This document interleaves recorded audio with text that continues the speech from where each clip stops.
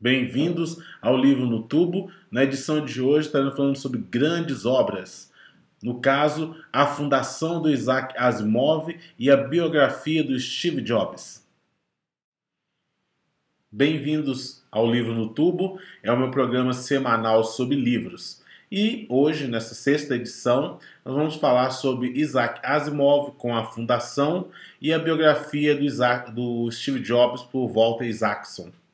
Bom, inicialmente, falando da fundação, está aqui, lançada na forma de um box, contendo os 3 livros, né, uma edição bacana, faz jus ao seu autor, composta por Fundação, Fundação e Império e Segunda Fundação, todas da Aleph. Como eu disse, essa edição, né, bacana, faz jus ao autor. O Isaac Asimov é um autor russo, ele se mudou para a América por volta de 1920 e é um grande autor de ficção científica. Um dos seus outros livros também muito conhecido e adaptado para o cinema foi Eu, o Robô. Né? A adaptação não faz um jus ao livro, faz uma abordagem um pouco diferente, mas ele é um autor também famoso pelas 3 leis da robótica. Ele, junto com o Arthur C. Clarke e o Robert Heinlein, são conhecidos como os 3 grandes autores da ficção científica. E o objetivo do Isaac Asimov com a fundação era contar uma história sobre ciência e de forma a contemplar aí uma grande saga.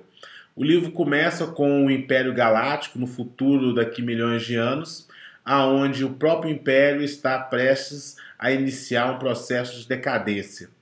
E logo após esse processo de decadência, segundo a visão do personagem principal, o mundo vai passar por 1000 anos ou mais de trevas, né? Ele resolve então criar a Fundação, que é um grupo de enciclopedistas, né? Um grupo de pessoas que vão criar um núcleo de conhecimento científico e esse plano tem como intenção diminuir essa idade das trevas que virá após a queda desse Império Galáctico, né? Bom, é bem interessante isso porque, lendo um pouquinho a respeito da obra, das intenções do autor, eu descobri que ele queria realmente mostrar uma nova era que viesse depois de uma era marcada por intrigas, por golpes baixos, um pouco que, de certa forma, nós vivemos nos dias de hoje. Então ele enxergou que seria possível, através da ciência, né, trazer uma nova era, novos acontecimentos bons para os seres humanos, né, desse futuro distantes. Ele se baseou muito na queda do Império Romano e o livro possui muitas intrigas. Então, para você que gosta desses, ao estilo do J.R.R. Martin com o Game of Thrones, né? Esse negócio de ter uma intriga, de ter um plano, de ter um mistério, das pistas revelarem e de repente terem algumas reviravoltas, né? Vai gostar muito dos livros. Ele trabalha muito bem isso.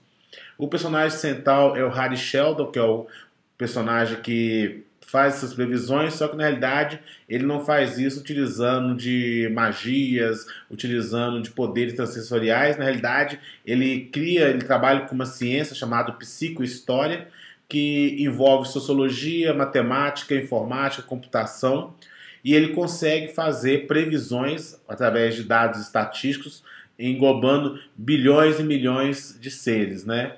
Que é o que leva ele a concluir que vai realmente ocasionar a destruição do Império e faz o seu plano de utilizar a ciência, o conhecimento, para poder diminuir essa era das trevas que vai vir após a queda do Império. Recomendo, vale muito a pena, é um livro maduro, é um livro que traz uma história consistente. Só para vocês terem uma ideia, ele consegue criar aí nos 3 livros 400 anos de narrativa, né? Então é bacana, as personagens são bem centrados e eu escolhi um trecho do livro que eu espero passar um pouquinho desse clima para você. Vale muito a pena, recomendo.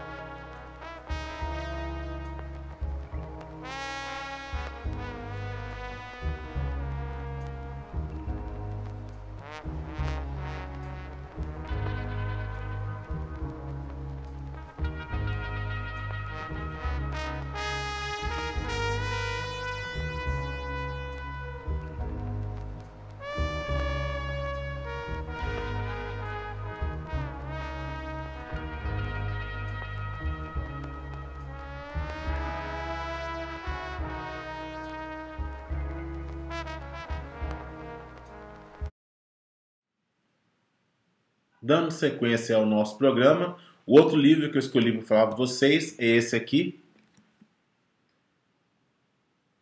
Steve Jobs, por Walter Isaacson.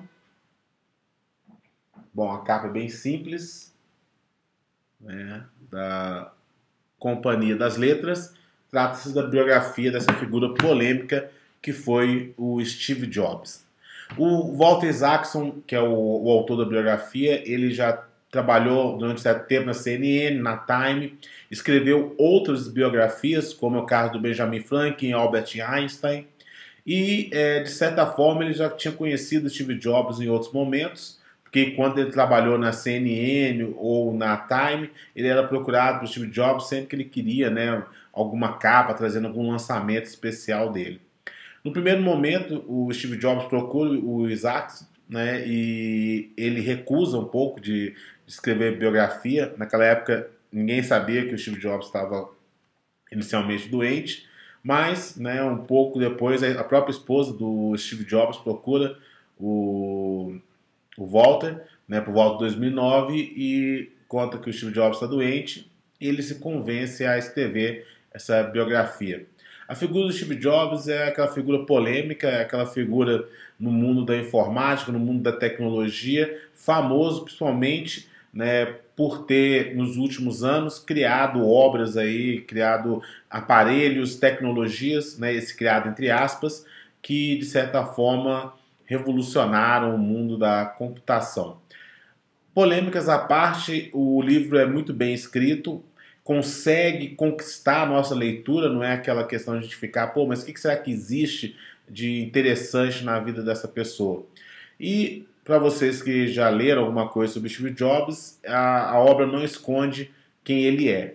Não é uma obra só para falar dos pontos bons dele, né? Fica claro que ele era uma figura de difícil convívio, era alguém que acertou em vários pontos, mas errou em muitos outros. Tinha o seu próprio estilo, como por exemplo o gosto, o desejo de querer pintar as máquinas da linha de produção de uma cor específica, ou mesmo de não aceitar a entrega de um projeto porque a placa-mãe não possuía um desenho que o agradasse.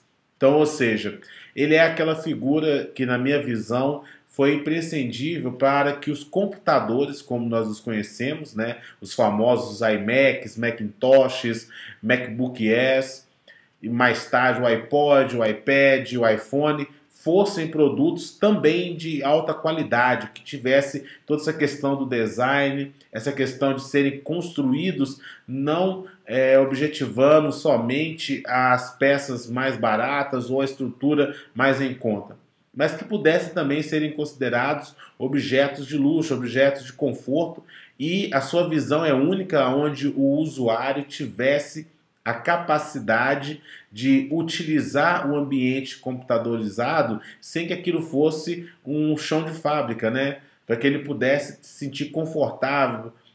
Outra característica bacana dele é a simplicidade que ele buscava, né? E muitas vezes ele conseguiu gerar ideias surpreendentes simplesmente tirando vários botões dali, tirando esse e aquilo, exigindo uma estrutura muito mais robusta, ao mesmo tempo que intuitiva ao usuário. Então, eu acho que hoje, se a computação ela chegou a todas as pessoas, se ela hoje está acessível, em grande parte foi por causa dele. E o livro, como eu falei, não esconde também as suas obsessões, o seu lado extremamente rigoroso, ou as mesmas suas decisões, às vezes, sem ter sentido algum, né? Ele tinha decisões meio loucas. Mas acertou bastante, principalmente nos últimos anos de sua vida. Ele está responsável pela Pixar, né? Ele comprou a Pixar na época que não tinha quase nada e permitiu liberdade criativa e conquistou diversos prêmios. Trouxe o iPhone, trouxe o iPad. Quem gosta, quem não gosta, hoje é decisivo no mundo da computação. Todos os outros estão seguindo essas ideias. Então eu acho que é um livro que vale a pena para você que é da área da computação, para você que também não é da área da computação, e mesmo você que não usa produtos da Apple, poder conhecer um pouco dessa figura que com certeza merece o título de genial. Escolhi uma parte e espero que vocês gostem.